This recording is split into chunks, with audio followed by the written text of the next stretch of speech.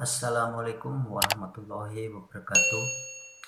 Pada kesempatan kali ini, pada video kali ini saya akan memberikan tutorial mengenai totok punggung atau ketok punggung untuk keluhan penyakit lambung dan juga menjelaskan sedikit tentang lambung. Kebanyakan orang mempunyai masalah lambung itu karena pola pikir dan juga pola hidupnya. Jadi banyak orang juga atau hadis pun ada yang mengatakan bahwa lambung adalah segala sumber penyakit, awal mula segala sumber penyakit. Jadi di sini kalau dipikir-pikir benar juga. Jadi begini, jam kerja lambung itu adalah jam 7 sampai jam 9 pagi. Jam 7 pagi maksudnya sampai jam 9 pagi. Jadi di sini kita itu harus makan makanan yang emang bernutrisi untuk tubuh kita, seperti mungkin daun kelor, madu, kurma, yang menghasilkan energi untuk tubuh kita, yang betul-betul baik, sehat untuk tubuh kita, yaitu eh, terutama pada jam 7 atau jam 9 atau jam sarapan. Jadi sarapan jangan makan yang berat-berat, tetapi isi yang sedikit tapi memang bergizi. Habis itu eh, kita itu kalau umat muslim terutama itu disunahkan nggak boleh makan sehabis isya. Kenapa demikian?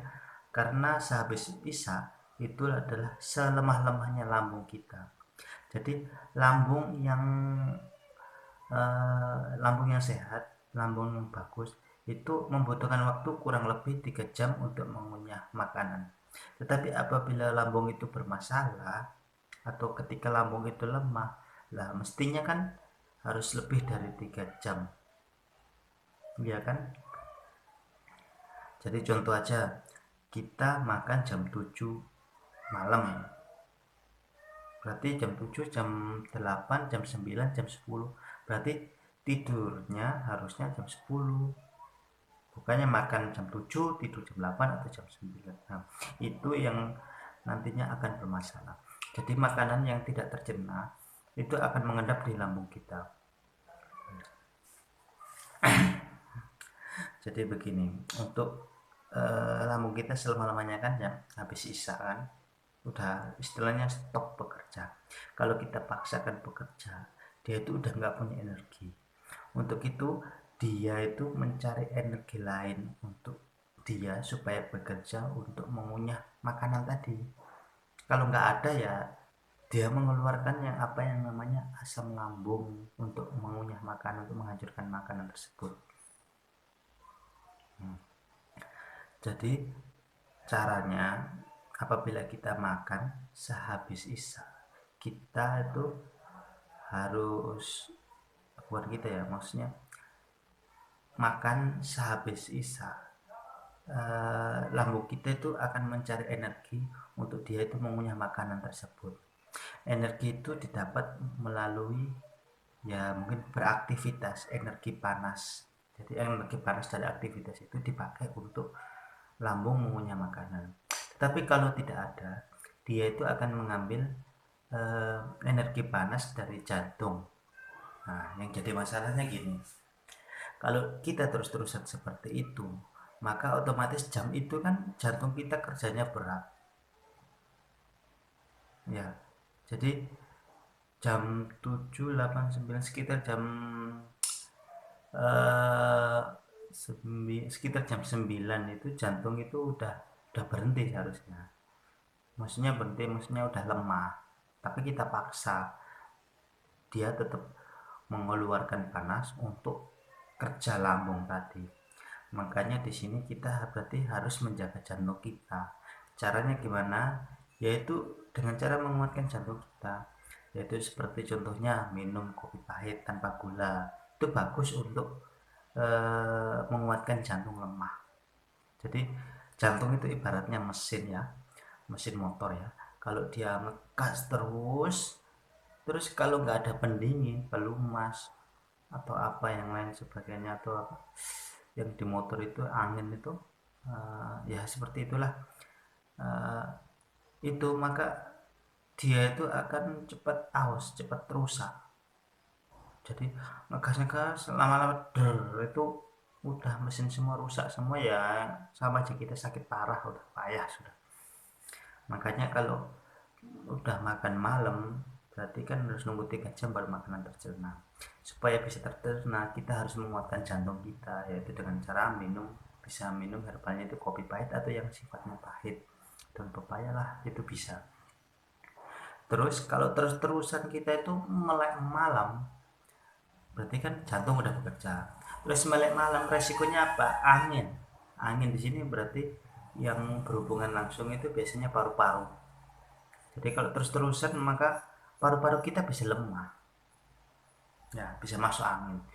Nah, untuk itu kalau yang suka melek malam bisa minum kopi pahit campur jahe, itu enak itu.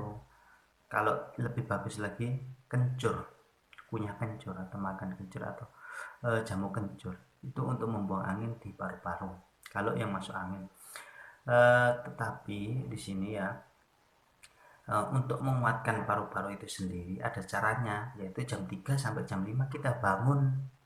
Makanya disunahkan kan jam 3 itu kita tahajud, terus kita sholat subuh, bacaan Quran, itu bagus untuk menguatkan paru-paru kita. Jadi yang jadi masalah kan orang melek malam, udah sampai contohnya melek sampai jam 12, jam 1, terus subuh tidur. Nah itu berarti bukan otomatis ya, maksudnya itu yang bikin paru-paru kita itu lemah. Jadi istilahnya kelemahan fungsi paru-paru. Terus jam 1 sampai jam 3 itu ada fungsi liver, jam kerjanya liver. Kalau kita nggak apa ya, maksudnya nggak tidur pada waktu itu, maka liver itu fungsinya akan terganggu. Maksudnya kerjanya dia untuk eh, mengolah racun, membuang racun itu akan terganggu. Makanya kalau jam segitu, yang paling bagus yang minum yang pahit-pahit. Seperti pepaya tadi bisa, Sambiloto Brotowali bisa. Tapi kalau khusus untuk Sambiloto Brotowali itu adalah salah satu herbal yang kalau kebanyakan bersifat racun. Jadi hati-hati ya, seminggu sekali 2 kali nggak apa-apa. Tapi kalau setiap hari berbahaya itu. Jadi kalau kita udah melek malam, apalagi sampai jam berapa tadi? Jam 2, itu ya usahakan ya dopingnya tuh kuat, kopi pahit, jahe, dan juga pahitan. Makanya nggak heran kan kalau ada perguruan-perguruan silat itu yang latihannya malam, tapi pulang pagi, tapi pagi kerja lagi tetap fit. Itu tadi makanan atau minuman mereka yaitu ada kopi pahit tadi, ya kopi pahit di malam hari tadi itu. Terus juga kalau namanya juga silat pasti ada luka-luka, jadi mereka tuh biasanya tambah dengan kunyit kunyit asam. Terus untuk tambah energi mereka biasanya bawa dengan makanan minuman yang manis-manis seperti minum gula merah. Tapi tetap fit, memang kenyataan ini ya. Beda kalau orang yang melek malam duduk nongkrong aja, itu dia membuang energi, udah gak bisa menghasilkan panas, maksa lagi jantung itu bekerja, akhirnya kan ngedrop semuanya. Makanya orang kalau melek malam tanpa doping, wah rusak badannya itu. Jadi apabila habis isya makan, ini kebiasaan buruk ya, habis isya makan ya harus ada doping kopi. Terus kalau sampai malam-malam jam-jam 12 itu ya dikasih yang anget-anget jahe. Terus kalau sampai malam lagi jam 2 gitu ya dikasih pahitan. Tapi subuh usahakan bangun untuk membantu, itu kan jam kerjanya paru-paru, ya itu hirup hirup keluar sampai betul-betul adem napas itu paru-paru untuk enak enteng. Nah, insya Allah itu berarti oksigen udah masuk, udah bagus.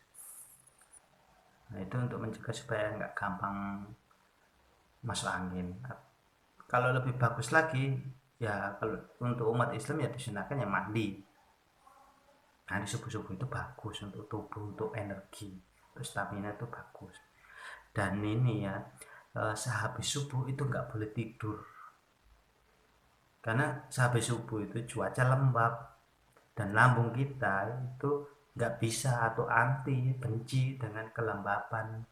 Makanya ketika kita makan malam terus lambung itu mengunyah, biasanya kan pastinya ada yang sisa-sisa itu, sisa-sisa yang nggak perlu.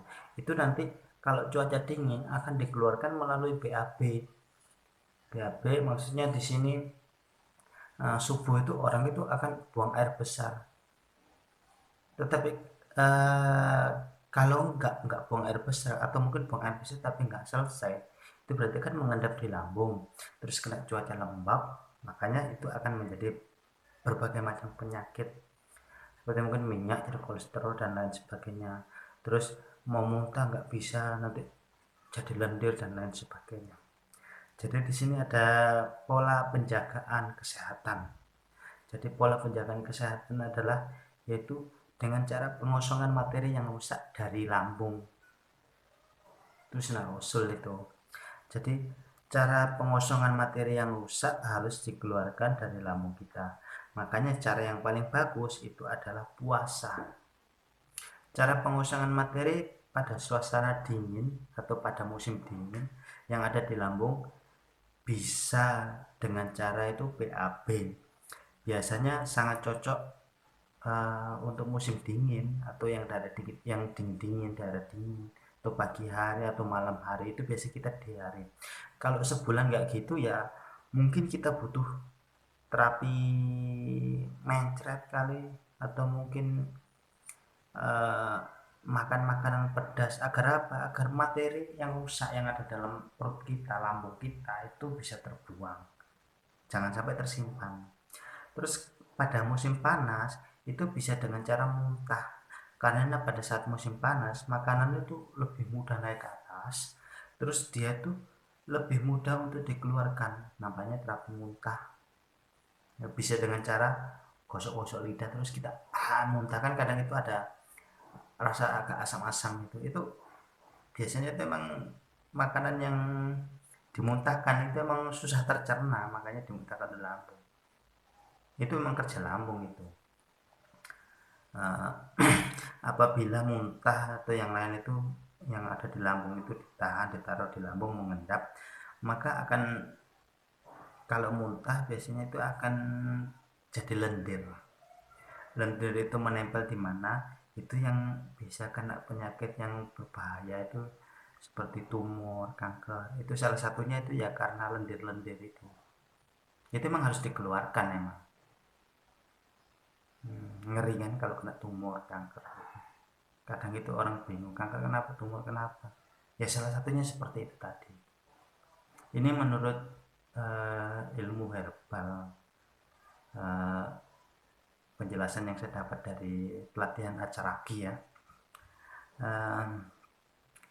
Terus di sini contoh ya kalau tubuh kita itu ada kelembapan itu jadi penyakit. Contoh gini, apabila kepala kita itu lembab nggak dikeluarkan, atau mungkin ada yang materi yang rusak dalam kepala kita terus kena cuaca lembab nggak bisa dikeluarkan, maka kepala kita itu biasanya ketombean. Itu contoh pengosongan materi. Jadi kelembapan itu nggak cocok dalam tubuh kita. Nah, terutama di sini adalah lambung itu paling benci lembab, paling nggak suka lembab dan nggak bisa tahan dengan lembab. Kalau yang minyak-minyak mungkin nanti bisa jadi kolesterol, yang lain-lain bisa jadi kesemutan, rematik, asam urat, itu semua itu kerja lambung itu. Jadi itu kalau di terapi itu namanya kelemahan fungsi lambung. Jadi kalau dia asam urat, kita pijit aja di yang sakit asam urat itu, sakit sementara, tapi nggak sembuh total gitu. Jadi harus betul-betul diperbaiki lambung. Itu saran saya ya. Jadi di sini nanti saya akan menjelaskan mengenai ketok punggung. Sebenarnya ketok punggung kan ini pakai ujung jari ditotok. Tapi karena kebanyakan orang jarinya itu lemah, maka pakai ini siku. siku jari ini pasti kuat, tapi intinya sama aja. Jadi yang perlu diperbaiki di sini nanti kalau diterapi itu ya, itu yang pertama titik lambungnya, yang kedua jantungnya, karena emang kan biasanya kan orang melek malam jadi pasti lambungnya, jantungnya juga bermasalah itu. Terus yang ketiga paru-parunya, terus yang mungkin kemalaman atau apa kadang itu kurang darah, pusing-pusing titik kepalanya. Terus juga kalau mungkin kecapean, gampang capek apalagi karena livernya lemah gampang capek, bisa ya titik yang tangan itu tadi, titik tangan, titik liver bisa. Terus kalau itu semua sudah ditotok atau diketok, yaitu berikutnya itu pembuangan. Soalnya habis pijit biasanya itu kan eh, untuk membuang materi-materi rusak itu kan biasanya ginjal dengan cara apa, kencing, buang air. Berarti ginjalnya harus diketok juga. Terus ke ginjal, saluran kencingnya, kencingnya kan kemihnya. Terus juga kalau buang air besar biasanya habis ditutup lambungnya, kalau emang udah parah itu biasanya langsung buang air besar. Buang air besar berarti harus diperbaiki apa, usus besar. Nah, pokoknya pembuangannya lah. Jadi itu orang bilang istilah kalau refleks itu pembuangan padat dan pembuangan cair. Jadi langsung saja ya, eh, simak baik-baik video saya, praktekkan. Minimal satu titik itu biasanya diketok 5 menit. Nah, tapi semampunya ada. Emang biasanya kalau orang sakit pasti sakit di situ. Tapi ya ikhtiar aja, insya Allah Allah yang memberi kesembuhan. Ya langsung saja kita lihat terapinya.